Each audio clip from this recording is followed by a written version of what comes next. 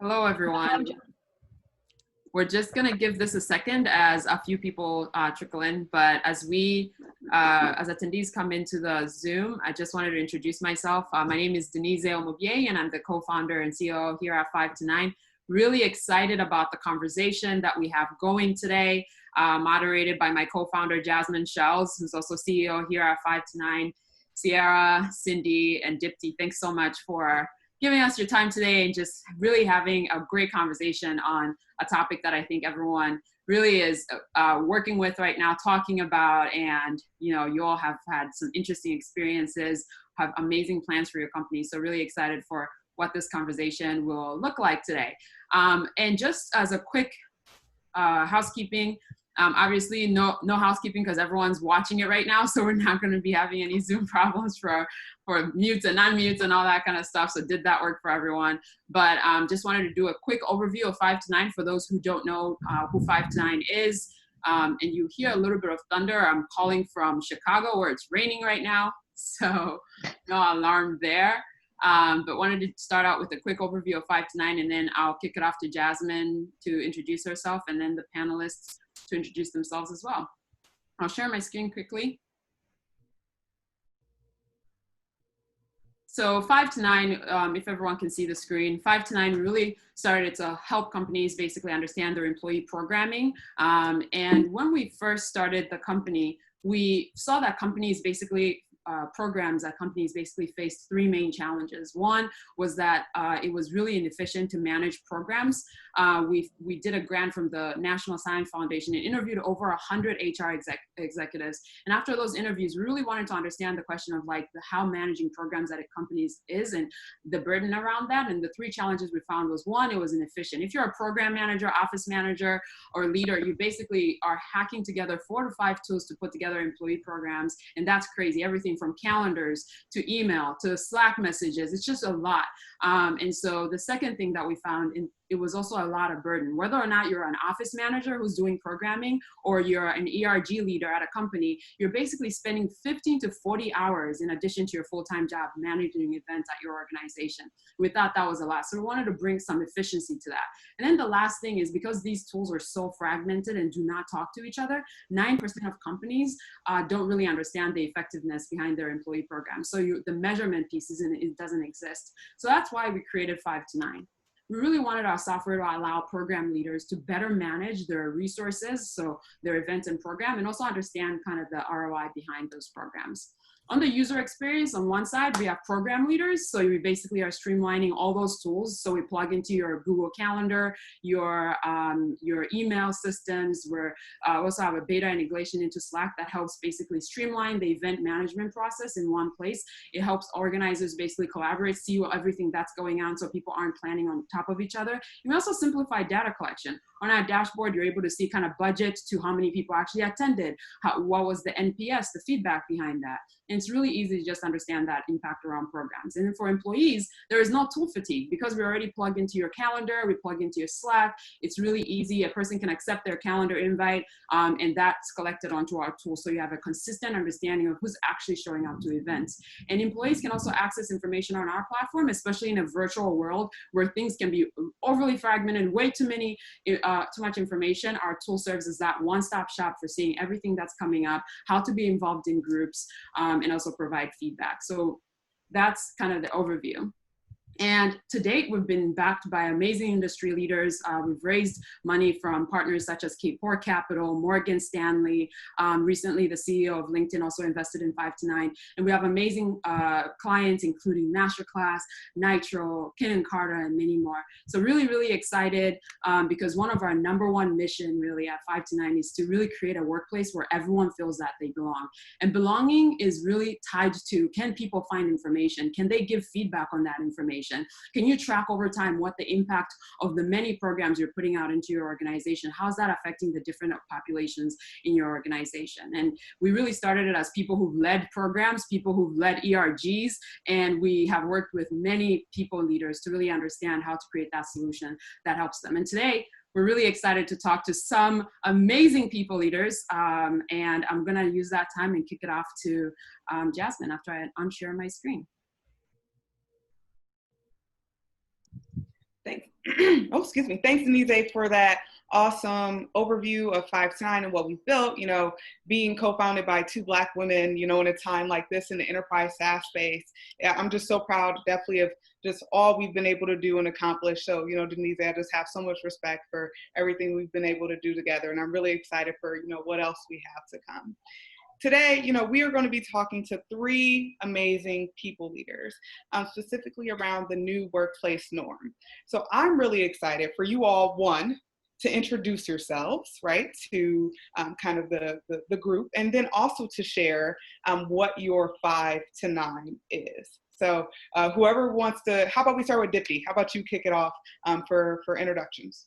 Sure. I think the one thing I just want to pause and preface is, like, you mentioned 3 amazing people leaders, and without taking anything away from my peer, I genuinely think every people leader right now is just trying to do the best that they can.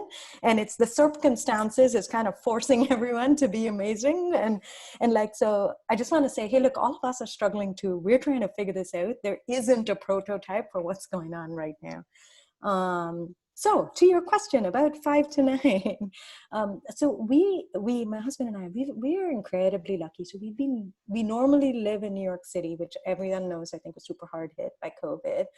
We happen to have a home 2 hours outside the city. So we kind of just absconded there in March and have been staying there since, which has been like incredibly lucky to be able to do that. And so now I'm getting this opportunity to like just do things that I'd never done before. Like I've been doing a lot of gardening. I've really indexed on that. And like in the last month, what I've noticed is like our squirrels are, it sounds so silly, but like they're super playful and acrobatic.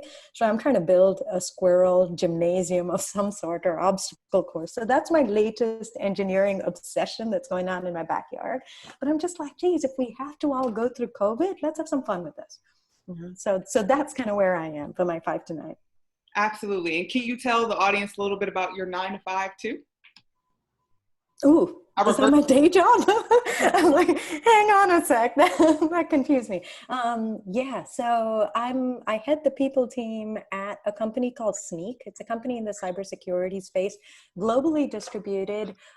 We focus on keeping open source safe, so that like we're constantly scanning code so that developers can identify, who are using any code from open source, can identify any vulnerabilities and try and fix them. That's the mission of the company. It's 300 people, globally distributed, and I had the people team for them. Awesome. And I'll kick it to Cindy next. Can you share a little bit with everyone? Absolutely. And +1 to what Dipti said. And also just thank you to you, Jasmine and Denise. I'm so happy to be here and be a part of what you're building and on this panel. So kudos to you and what you're doing there. I am Cindy. I am the head of people at an insurtech startup called Policygenius. We are a post-Series D startup that is based in New York City and in Durham, North Carolina. And our focus is to help people get financial protection right for themselves and their families. And we're about 400 employees right now. My 5 to 9 is interesting because it's been it's shifted a bit, but I own a fashion consulting business on the side, but I usually do that during the 5 to 9 realm and on weekends, and that's how I spend my time. But it's been interesting because I usually do in-home consultations and personal shopping, and so it's been more of a virtual thing and working with people at home, but not necessarily on the shopping side at this moment, except for online. Cindy, I think we could all use your help. I've just been wearing t-shirts and sweatpants. I wish I got dressed today. I wore this shirt today, but for the most part, I need to step my fashion game up. So we might have to do a one-on-one. Okay, we can talk offline, but my fashion game has totally gone on a downward spiral as well. It's a lot of workout wear. I got dressed today for you. I appreciate it. And last but not least, hi everyone, I'm Sierra, and thank you all for being here, and thank you for having me. So I work for a company called Dashlane. We believe that there's a lot in the world that we can all work on fixing, and our piece as a SaaS company is to work on fixing the UX of the internet. So make the internet good again by filling out secure passwords, all your personal information online. So if you were working with Cindy and needed to do some online shopping, right, now you have your credit cards all secure, it fills it out for you, etc. We were founded in Paris, and we're currently across Paris, New York, and Lisbon, and maybe a lot more remote working soon, which we can get into later in the panel. But of course, people have questions about, can I move anywhere now? How will remote work change, etc. This is not the most exciting season of my life for me to report on what I do from 5 to 9, but mostly reading, right? Whether it's Instagram, when I found out this is the new pride flag apparently, or whether it's still stuff from work, or whether it's, oh my God, I can't stare at an electronic device anymore, so I'll stare at my Kindle, even though it's kind of an electronic device. That's probably what you'll find me doing. That's awesome.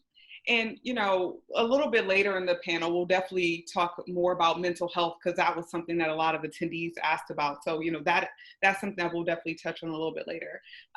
Right now, I would love to know kind of what are some of those short-term changes that you know, were preparing kind of your teams, your employees for.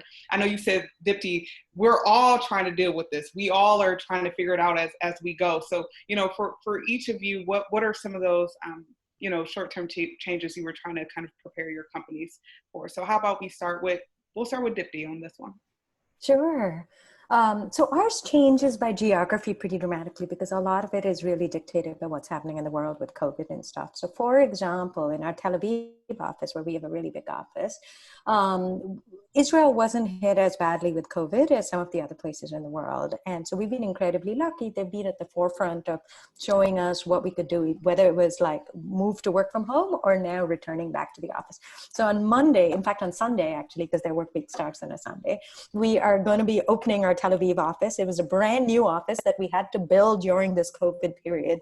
Somehow managed to pull that off. We're super excited to help people go back. So like really what we're focusing on there is what does return to a workplace, actually, what does that look like with face masks, with the hygiene, with the not having food in the kitchens, all of that stuff. It's the signage is everywhere. It's adaptation in a very different way.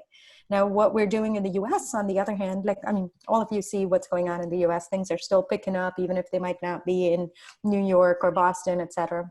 And so the risk levels still remain high. So it's the opposites. How do we prepare people for maybe working from home through to the rest of the year? What if we just don't come back in 2020? What does that look like? So the conversation is almost like diametrically opposite. But with each of these places, in London, somewhere as a hybrid in between, and with each of these places, we're trying to figure out, well, what do you need? What's happening in your environment? What is the government regulations around your world? And then how can we help you best in that? And I think that's so important to, you know, not see every office as the same, right? Like we're one company, but, you know, every office has kind of different like regulations depending on where they are, right? And I think that's huge to consider, even when it comes to COVID cases. Some places are experiencing where it's dipping off, where others is starting to trickle up. So I think it's really great how you talked about tailoring based on. But you kind of want to have principles that are the same, which is like, how does collaboration work? Like, do we believe in-office is important or not? Do we double down on virtual? Like, these concepts have to exist at a global level, and then you implement locally. Absolutely. You know, Sierra, how about, you know, for you all, are there certain short-term changes that, you know, you've all kind of implemented? Would you say it's similar to kind of to Dipti and, you know, Snyk, or would you say it's completely different at Dashlane? Yeah, I would say a big +1 to everything Dipti said. And then to add another layer, most of our employees currently are outside of the US, right, in either Paris or Lisbon. And because our working language is English, we've hired people from all over the world. But for example, everything that's going on in society, trying to get a very international employee base to understand the Black Lives Matter movement, right? To engage in group dialogues around that. And then you don't know what the context is going to be, where somebody in Portugal, right, will be coming from. What will they say? Will it offend somebody who is from the team in the US, et cetera? So a lot of education around that. And this week also Pride to a very international audience, on top of adjusting to everything that Dipti said, and also a base of a lot of change in general. We've added more than 100 people to our business, even though we're just about 300 people today in the past 12 months. So even if there was no change in the world, everybody in the company would be experiencing a lot of change as we grow and we scale. So yeah, no shortage of change. Yeah, and to think about, dealing with COVID-19, that's one thing, but also considering how to handle something like Black Lives Matter when, certain countries they don't have a lot of context to some of the history that has happened here in the US. So, thinking as a leader, man, how do we make sure that we're educating everyone, bringing everyone into this process, but then also giving the space for dialogue and conversation. So, no, I definitely like what you said there. That's super top of mind for a lot of leaders today. And Jasmine, I think even if specifically the term Black Lives Matter doesn't necessarily translate, the experience often does. So you can translate it into an Israeli-Palestinian experience that might feel more relevant in Israel than a Black-white conversation. But that relatability exists, and it comes down to the core of actually we're just trying to be an inclusive place. Mm-hmm. Absolutely.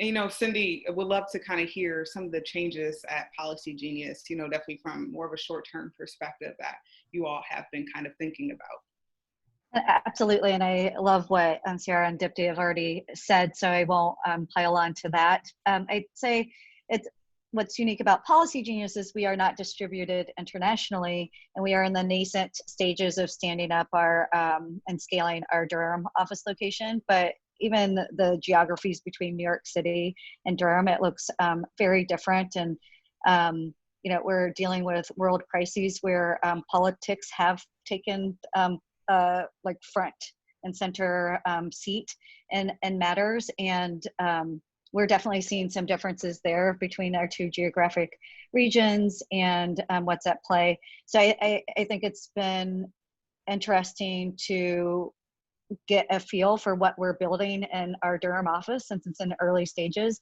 and how we scale it up with COVID in mind. We are also doing 2 simultaneous office build-outs right now, which is we were in this interim phase where we were in we were in a WeWork in Durham and New York. We were expanding beyond our office space, so we were also in an hotel, and we had to figure out real estate costs and what made sense since we're in a virtual world. And then how does that work in conjunction with timing of our office build outs and then timing of return to work or return to office with COVID. And so there's been all these moving parts that we've tried to balance. And if anything, it's taught us how we can be more agile and adaptable in dealing with ambiguity. It's on a extreme level right now. I also think there's something to be said about the what Dipti said, and just thinking about where values and leadership, how that comes to the forefront as well, and what surfaces. It's really a test for organizations and what it is that they're valuing. I'm thankful that I'm a part of an organization that puts people first, and we're balancing those things. But we have to communicate too, and I think the biggest thing for us, and being a 100% in office culture before COVID, is making that shift in what we needed to do in order to make sure we're getting information to people to make them feel supported and safe.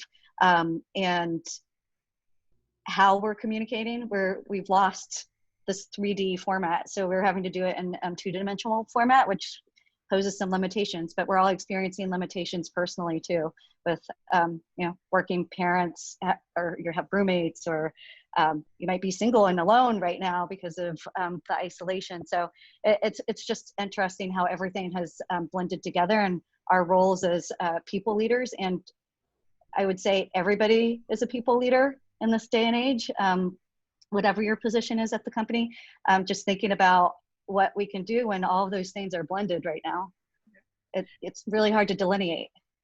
Absolutely. And I think, what is interesting is that this is what I've been kind of referring to as the great equalizer, right? In terms of, some folks might have been in the office, some folks might have been remote, some folks might have been in a satellite location, or some people may just not have felt felt as connected to the culture, right? But now we're kind of on one page. We've also seen this in 5-9 because we had an in-office presence and also a remote presence. So I think that that's been very, very interesting to see how this experience has kind of equalized this for a lot of employees. The question I have for some of you who, were building offices during this time is thinking about how are you going to return to work? What does that like? I would kind of like all of you to talk about what tips or strategies would you kind of give to other folks who are navigating how they're going to do this for their companies. I don't know if, Sierra, if you want to kind of kick us off on this one. Yeah, well, it sounds like all three of us are actually going through office build-outs throughout this COVID period because you are talking to scaling tech companies here. So we're going through build-out, luckily in only 2 out of our 3 countries currently. But I think as Dipti said earlier, it varies based on where is your office located. Even to Cindy's point, within the US, there are differences in best practices, state laws, et cetera. So I've learned more, and it evolves nearly weekly about what the government and health agencies and other businesses think is good to do with your office in 3 different countries. So I'm lucky that there's only 3 right now, I guess. Grateful for that. But just as Dipti said that their office in Israel will be opening Sunday, we opened our office in Paris a few weeks ago for a limited reopening. Right now it's up to 12 people that can come on the 1 floor that's finished. We're going to look to extend that. We'll be able to have up to 30 people on each of 3 floors, hopefully within several weeks. And our New York office is going to be open on 1 of the floors starting July 6th. So what is my tip? Like, find people that you know, resources that you like, where you feel you can stay up to date on what are other companies doing, is the legal advice, what's the health advice, what's the government rules, and find a way to get other people to share that load with you. For instance, like Dipti has been so great about open sourcing things, and often a lot of us will use that, modify it to what works for our company, also share it with others. So if anyone needs to see global office opening guidelines, feel free to reach out to me. We open sourced ours. I think Dipti open sourced hers as well. So yeah, there's a lot to say. We couldn't cover it verbally, but I think you can reach out, and when you share with people, it makes it a lot less daunting. Yeah, thank you for kind of saying that. And, even if we want, if there's a few resources we kind of name throughout this call, we can definitely even put together a resources guide that we compile and send out to attendees afterwards. I think that's a really great idea, Sierra. Cindy, would you, or Dipti, would either of you kind of like to touch on it next? Or I don't mind. Do you want to do it? Yeah, go for it. Okay. I mean, you went on off of mute first, so you can go if you'd like. I think, firstly, I agree with everything that Sierra said. I think the one thing I'd add is that it's been incredible in the HR community for the first time, the level of sharing that's happened. Like, I've never seen it before, and we haven't been particularly competitive or cloistered, but neither have we had been particularly incented to share. And I think in a moment of crisis like this, everyone's kind of come out there and just throwing information saying, I don't even know if you need this, but like, if this can help, use it. And if you are in the HR space and you don't feel like you're tapped into some of these resources, because really there's a ton open source, then I would say like reach out to 5-9 or there's like reach out to any of us. I think we'd know where open source resources exist. But like, that's super important, because don't rethink the wheel. There's people who've done like work that'll get you 80% there already. Absolutely. And what I'd say, in addition to what has already been said, is one thing that we thought about was bringing in an expert in the public health space, mainly because, and I'd be happy to open source that once we figure out if we're going to do that. But what is hard to stay on top of is we see what governments are doing, and then we see what if we benchmark ourselves against other businesses, we're seeing what's happening there. But then there's this unpredictability about what lies ahead, this idea that there may be a resurgence later on this year, and we're already seeing something within the US. We're seeing cases spike pretty quickly, and what I haven't seen enough of is what public health experts are saying. I think return to reopening plans came out, and then a little bit later, the CDC first came out with some of their recommendations, but it was a while later, and that just makes me think they don't know yet. So maybe we need to rethink what we're doing until we get a little bit more information from public health experts. So what's interesting at a more granular level within our company is we send out bi-weekly pulse surveys just to gauge employee sentiment. And I do think there's a difference between companies that have always been distributed or have always been fully remote versus companies that were predicated on being in office and maybe started out in a single location. And that's what we're dealing with at Policygenius. And we have split sentiment. We have employees who want to come back to the office. They're eager for those desk drive-bys, common area conversation, which isn't really the reality when we return to office, by the way. So that speaks to education, but it's just thinking through what the needs are for your particular business too, and not forgetting that there's an employee sentiment. Not that we're not factoring in safety and health, of course, but there's a piece there that's very personalized to a company too, maybe at their respective office locations. So that's my long-winded answer, but I think that's an important component too. It's super important. And, you know, I kind of want to take that and transition us into our kind of next kind of topic that we wanted to cover, which really is around strategies for flexibility and agility, right? You know, when it comes to your employees' needs, your policies and procedures. So would you say that there's certain policies or procedures or maybe even customs, right, that you've had to kind of adapt or respond to based on employee needs? Now, Sierra, I don't know if you want to kick us off on that one. Sure. I mean, I think it's, as was said, how can you be really agile, modify things to go quickly, but recognize that the topics, as Cindy was saying, are also very important to try to get right. So that's always, you know, a tough balance to strike. But if I give an example of something I live today, you know, there are volunteer groups that are kind of in culture committees within Dashlane in each of our 3 countries. And they had a cross-country dialogue around how can we recognize and educate and amplify Pride Month. Then when everything heated up with Black Lives Matter, it was, hey, we need some advice from the people department. Is it disrespectful to go out with this right now? There was a small slowdown. People are re-coordinating. That culminated in this morning, one of the members of our recruiting team who has stepped up to help with diversity, inclusion, and belonging when we have fewer job openings right now, getting a last minute, okay, all 3 countries have finally agreed and we would like to Slack out this whole page of resources in 3 languages this morning. So she's Slacking me and she's like, can you read this? And then I look and there's like 80 things on there. So figuring out, okay, who's the minimum number of people we need to involve? What's a good way of looking at this, trying to get to at least like an 80%-ish type of thing, having a culture where people know, hey, we're not trying to be perfect. And you see something, you have input, you have feedback, you have corrections, educate us and we'll correct ourselves and getting it out. But there's so many decisions where you have that hard question of like, do I hold this up? Do I involve more people? How slowly, how carefully do I review this? And you can't do all of it perfectly. So that's always been a learning being in the people or HR field. That's always been a learning for anyone in a startup. And everything that's going on in the world now is really just intensifying that so much. But from my time, and this is my 3rd startup, I know that, you know, learning that just gives you such great skill to do what we're trying to do and to contribute to organizations going forward. So in a way where we're lucky, even if it's tiring for everyone involved. Right.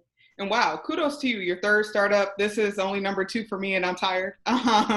So for the fact that you've done this again and again, it shows that you really enjoy that process of being a part of building out those structures, right? Helping scale those teams and those processes. Something that I think you said that really kind of stood out to me was, hey, you know, we had this plan. We were going to launch Pride and this is what we were going to do. But then Black Lives Matter. And that was what, you your teams really took and said, we need to talk about this.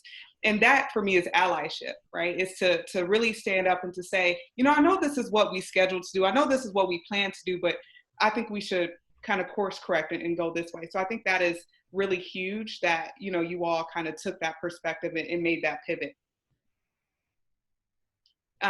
Cindy, I would kind of love to hear from you as well in terms of different policies or procedures and how you all responded to maybe changing some of those based on your employees' needs.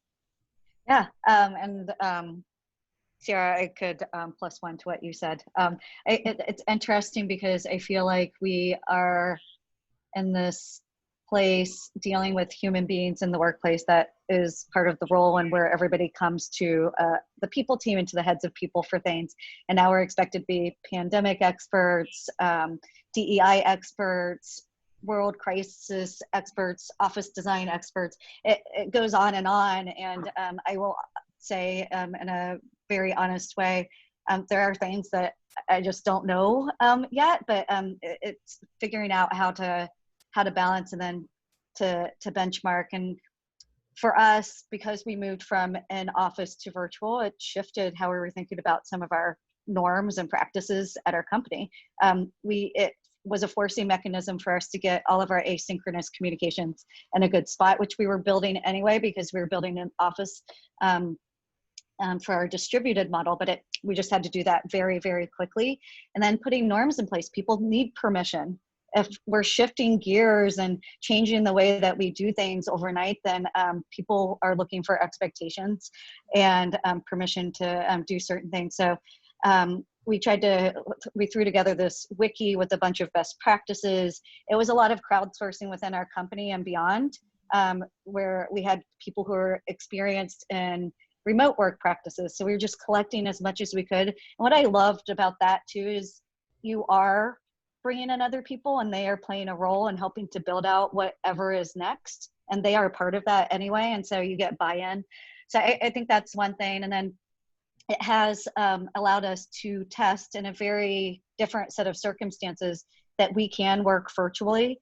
50% of our workforce is frontline customer-facing operations, where we were relying heavily on being tied to our phone systems in a secure setting.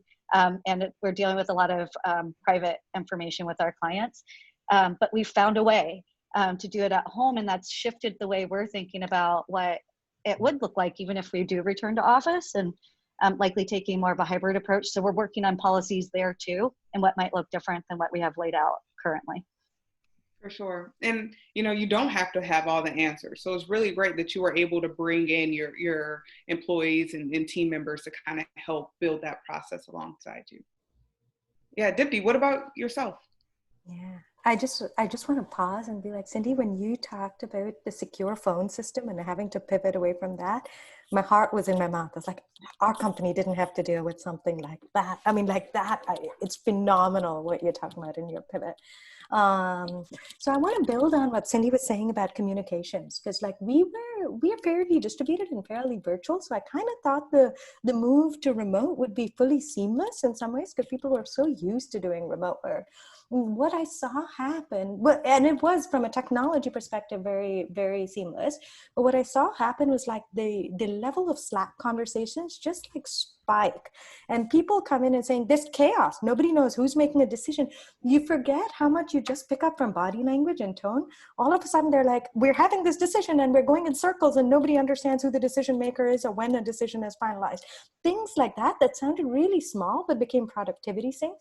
Or the other thing is, we're so inclusive a culture. We're so used to saying, hey, everyone, let's huddle, that when you translate that into Zoom meetings, all of a sudden, every Zoom meeting has everyone invited, because you don't know how to translate an inclusive culture into scheduled meetings. And then so the complaints I'm getting is like, I'm in Zoom calls 9 to 5. Like, I have no time to actually do my job, So it just, these small behavioral tweaks just change so dramatically. So we've kind of had this big project of streamlining Slack. Like this is, again, kind of like what Cindy was talking about. This is the etiquette. This is where you use it. Here's a shorthand that's very specific to how Snyk operates that you're going to do it. So that's the stuff we're rolling ahead. The next mission after that is, how do we use our wiki?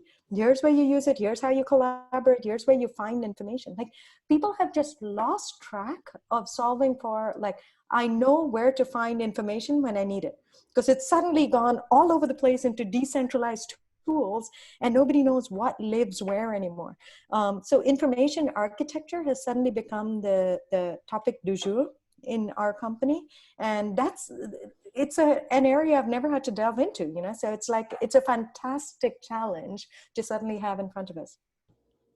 That's a big one. And, you know, someone actually asked a question, which I think, you know, one of you touched on a little bit about, how are you getting the pulse, right, on your employees? How are you getting this information, this feedback, and kind of what tools are you kind of using to help you engage with your remote workforce? Answer a little bit, and then others can chime in. So Culture Amp has offered a free survey template. So if you go to Culture Amp, they've put together a COVID survey and I think a world crisis survey. So that's a good starting point. And then you can tailor, you can at least pull those questions. And if you need to do it in a Google survey or whatever survey platform you use, you can leverage some of those questions and tailor them to the needs of your business or your company. So that's one. I think there are some open source templates too that we can try to share out afterwards as well. And we can share, I'm happy to share ours too. Awesome. Would either of you also like to kind of talk on that? Yeah, I think for us, we've been having a lot of discussions. We are a very happy Culture Amp client, and in the middle of March, it was our time to do our full engagement survey, which we decided to go ahead with. And while we got some comments that were helpful related to the current situation, we also thought it was helpful to keep building on our baseline and all the things that were important about people's engagement, happiness, work-life balance, support from their managers before, underscoring that that's still very important, even though we know there's very real challenges to keep that going in the same way that it was before. So that was helpful. And then we've more lately been having discussions around how much surveying do we do? Because in a lot of the people communities that I'm in, where people are kind, as Dipti said earlier, to share their data, it's very helpful. But we're always cognizant as well as, like, people are already existing in an information overload world. So what's the impact of survey fatigue? What type of participation levels do we want to shoot for and maintain when we send something out to people? So we haven't been doing specific surveys, but I would say that's because we're fortunate that we have a large people and office experience team, and we've had a strike through on the office part until recently, but now they're furiously preparing you know, COVID dystopian looking one person only in a conference room offices, being the voice, reaching out to people on Slack. How are you doing, right? And we are lucky that we've cultivated that culture where people do reach out and give their feedback. So we feel like we have a pulse. And for those people who weren't speaking up, right, members of the office experience team, reaching out to them, encouraging everyone to have their voices surfaced. Yeah, I couldn't agree more. I think the survey data is great to get aggregated trends. Is there one department that's worse than another? Is there one location that's worse than another? Like, that's super important. But like, what you lose is some of the richness of conversation. So just much like what Ciara mentioned, we have our people experience team reaching out to people every single week of some subset of the people that they look for. And that's where you start to get like some of the more vulnerable stuff. Like, I'm really terrified about going back to the office because of X, Y, Z. And, you know, you start picking on that, and it might be a super small subsection of people, but it's such an important voice that you wouldn't capture somewhere else. And this, it doesn't typically come across in the surveys. So I think there's that. And then like, we have like a Snyk buddy program, which is like a Donuts app that matches you with someone else every 2 weeks so that you can meet and greet someone new. Something as small as that, we use that as an opportunity for feedback. I'm like, every 2 weeks, I have someone who I'm like, you're captive with me for 30 minutes. Like, I have so many questions to ask you about what's going on in your world. And so using these opportunities to tap into real life examples has been invaluable. And Cindy, oh my God, how cute. Sorry, he was panelist. Yeah, he has a lot to say, let me tell you. We just won't understand. And one thing to add on, our senior leadership team holds regular office hours now to have one-on-one conversations. So that's been a helpful forum. And then for those who don't feel comfortable for any of the topics that we've already discussed, then we do anonymous all hands questions that can be submitted, and then we answer them at the company level. But I agree, and like checking in, the survey is good for aggregated data just to give us the pulse on what we need to tackle. But any other like micro actions to move the needle on things and make a space for people to feel comfortable through various communication channels is super important. Absolutely. And I think I've loved, Dipti, kind of what you talked about the richness of conversation and making sure that we don't lose that, even though it can be sometimes hard to reach out. But if you ingrain that in your culture and you put that as a part of your norms, people know it's okay for me to, reach out to someone else and see how they're doing. I know I want to shift into another kind of conversation. And as I'm doing this, if anyone has any additional questions, you can feel free to submit those as we go into Q&A. I know some of you submitted questions upon registration, so I'll also go through those. But if there's anything that's kind of popped up in your head in this time, you could definitely submit that. And I'll definitely do my best to try to make sure that our awesome panelists can answer. So earlier, kind of moving into the next segment, we talked a little bit about our 5 to 9s, right? We talk a little bit about how we take care of ourselves. And I think, that modeling that is important, or at least figuring out some ways to have self-care. How are you all kind of approaching burnout and mental health and, kind of making sure that people know, oh, okay, if you're on Zoom from 9 to 5, like that's not a good thing. How are you kind of having these conversations internally? I can kick that off. We've developed a whole approach on Zoom etiquette, especially for this period, which is like, it's okay to not be on Zoom. Like that's the first line of our Zoom etiquette is like, and I tell my team this and we tell the whole company this, it's like, a one-on-one is the easiest meeting to not be in a Zoom call. Like just say, call me on the phone and go for a walk in the park and we'll both be walking and talking and that's okay. So some of these things is just like giving people permission to do that very explicitly, to allow it. The other thing is, and this is a bigger part of our information chaos project, is how do we run efficient Zoom meetings, like them, or not even Zoom, but efficient meetings, like whereas we've always talked about this, I think now it's put an incredible amount of pressure to do something about it. And so how can you actually be efficient with your time and end a meeting in 25 minutes instead of 55 or something like that? They're starting to get more like templatize the meetings. Here's what pre-reads need to look like. Here's what a good agenda looks like. Some of that stuff to start building the muscle throughout the organization. That's good. I really like the walk and talk for the one-on-ones. I might take that. I might steal that, Dipti. I'm just saying. Me too. I just wrote that down. Thank you. It was a good one of my direct reports yesterday was walking, but she was on like Zoom walking with her phone. And I was like, don't trip. Just put the video off. It's giving me anxiety to watch you walking like that. Right. And I just have to give props to Dipti being, again, early on Mental Health Month and giving a day for mental health and some of the resources they developed internally, which she also open sourced. And yeah, I think we spoke a bit about the meetings part. I don't have much to add to that, but on the topic of mental health, it's been interesting across 3 different countries, like what people think is included in supporting that. There's some commonalities. So we've done resource guides and encourage people to contribute as well and share what's worked for them. We've looked at how do our benefit plans work in each of the countries. Is there special assistance available for people who need it during these times? And we were very fortunate in New York actually to look at, okay, if there's not a ton that is plug and play through benefits, and people in the US are very stressed out by how do I use my benefits? How do I find providers? Even in normal times in life, we were lucky to have someone who could reach to their therapist, who reached out to other therapists and say, hey, are you a therapist that takes this Aetna network, and are you open to taking new clients over video, and made that list available to people. So along the lines of what Dipti's saying about like explicitly give permission, trying to go the extra mile to make it easier for people and present in their face, so that if they need to use the resources, it doesn't feel as daunting to figure out how to do so.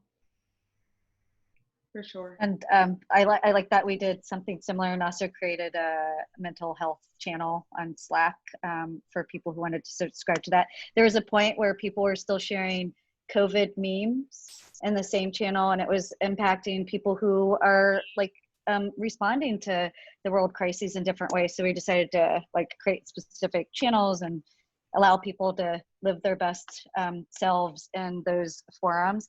I'd say in addition to what has already been said, there's this construct that people have in their minds where they might have had to have canceled vacation, for example, because they can't go anywhere, they can't travel.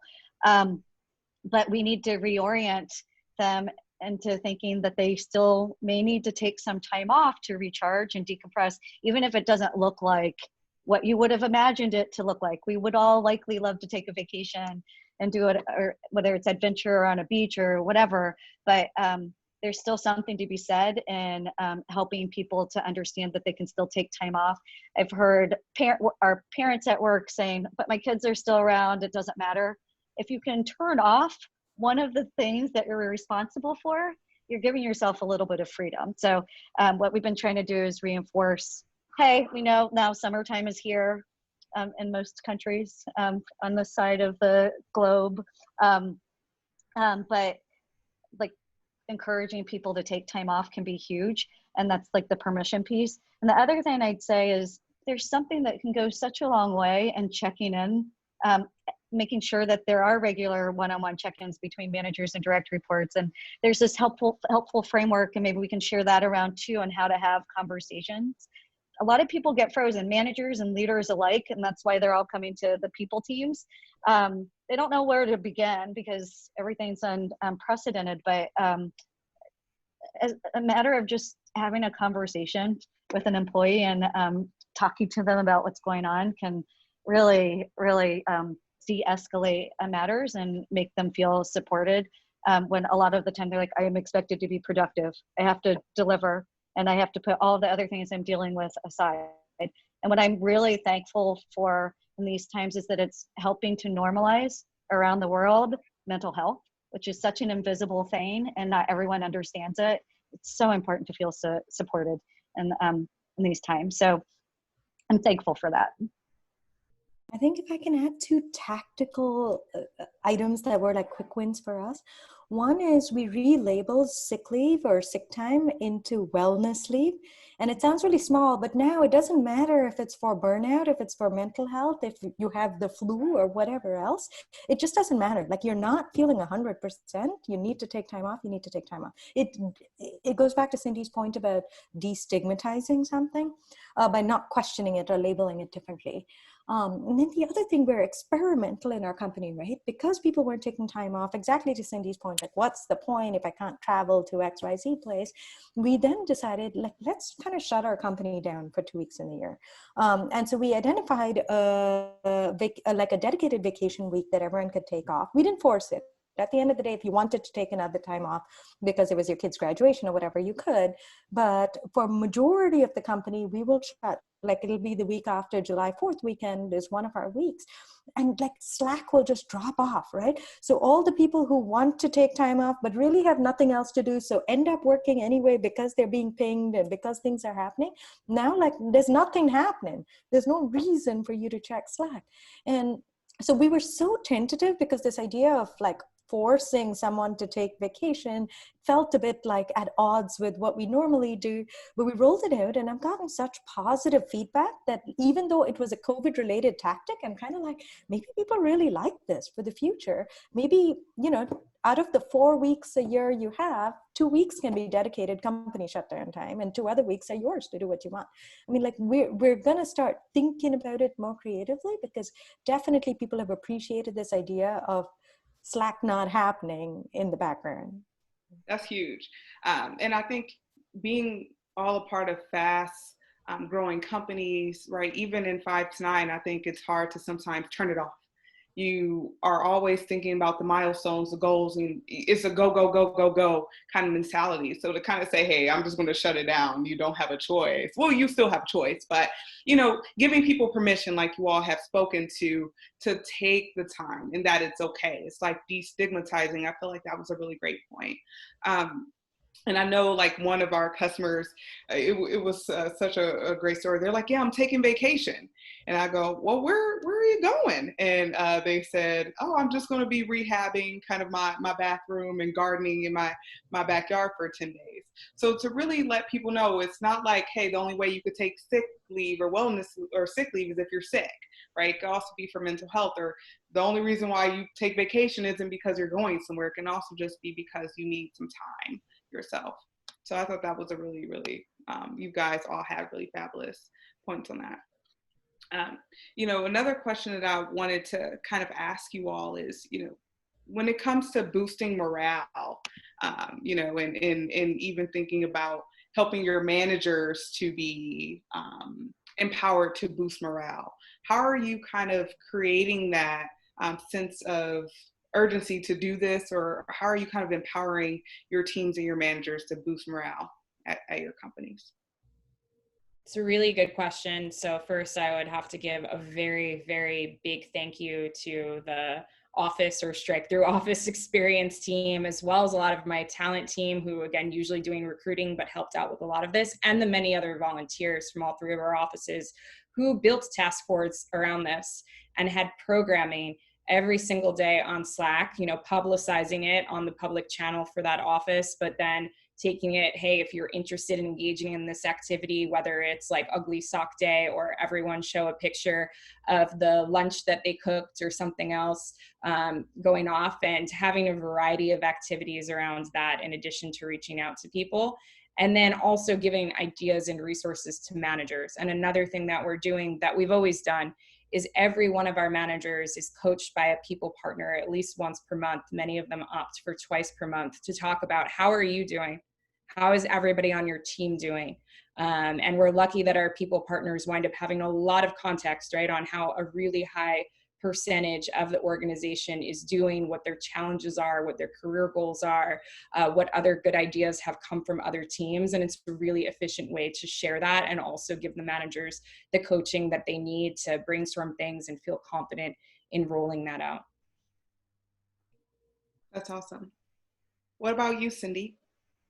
Yeah, plus one to what Ciara said, and then so just some quick tactical things. We leverage Donut and Slack, which is a free integration, and that just helps to allow people from across the company to be randomly assigned into small groups to just catch up with each other and have some time that's not work related.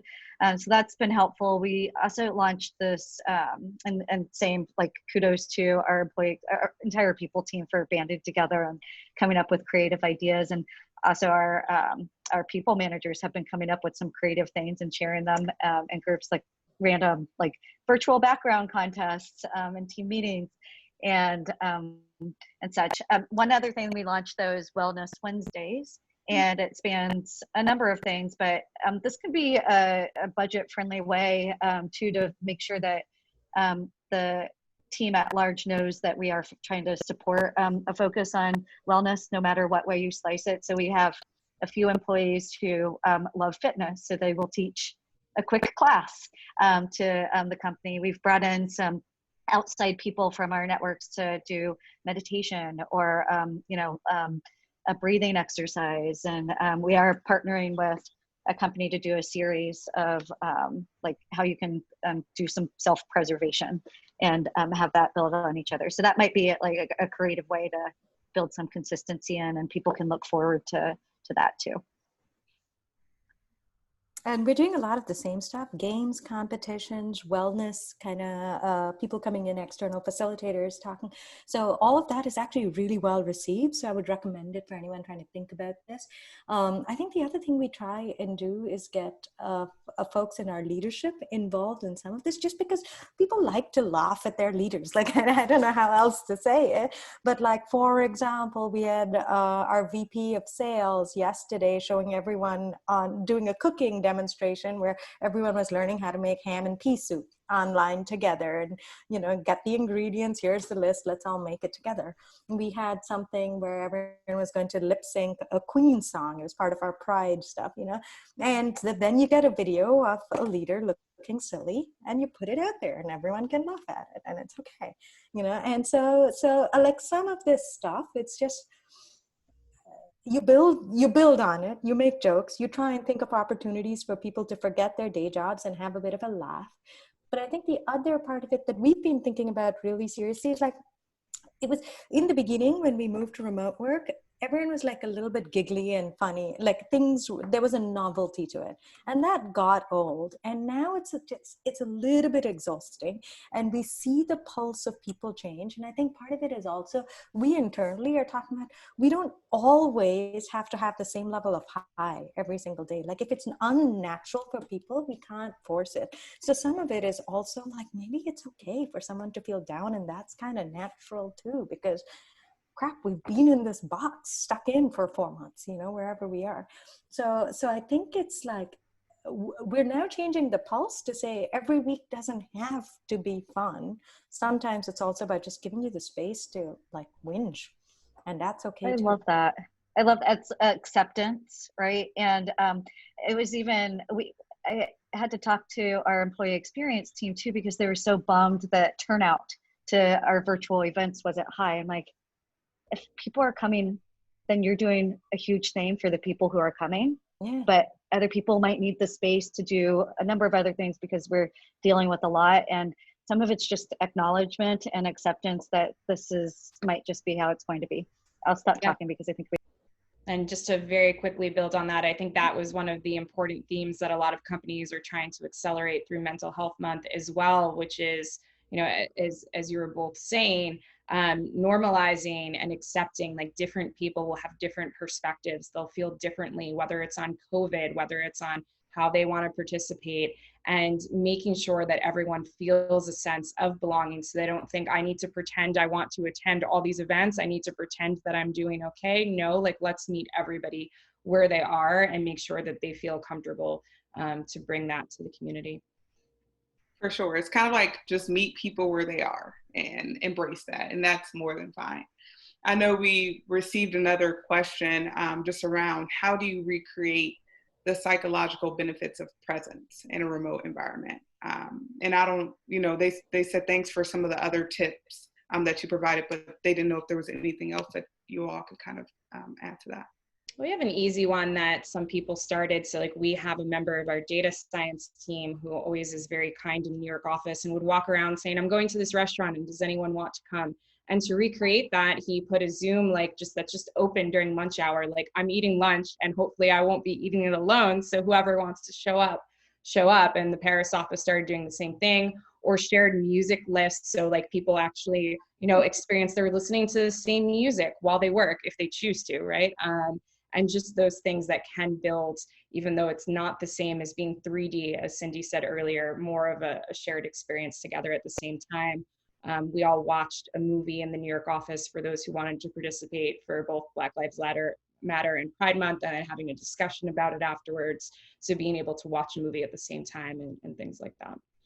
we're still learning when it comes to interviews, especially if they're interview panels. The presence of people in those meetings with external candidates. So we've tried to practice etiquette, like share etiquette and interview training to be emotive. You have to show that you're focused, put your camera on your face and make sure that you're showing that you're present, because that can be really hard if you have people who are staring off into other realms, or it could look like that. So we've been trying to instill that too, so people feel like they're supported and engaged in meetings. I worry about our individual contributors who aren't in as many meetings all the time. what we do there. But I know we're at time, so I'll stop talking. Yeah, I know we're kind of coming up on time. A comment came in that said, I love the open lunch idea. So I just wanted to kind of share that. And I also wanted to thank all of the panelists, Sierra, Cindy, Dipti. I think you both are, you all are, I should say, amazing leaders. And it's great just to hear what you've been doing at your respective companies. For all the attendees, thank you so much for coming to 5 to 9's webinar about the new workplace norm. We definitely will work together to, get all of the resources and to share out some things to folks who are looking to share those things with their team. So thank you so much. It was awesome just to learn from you all and really appreciate it. Thank you so much for having us. Yeah, thank you. This was such a pleasure. Yeah. Absolutely. Bye, everyone. Thanks. Bye. Thank you. Bye.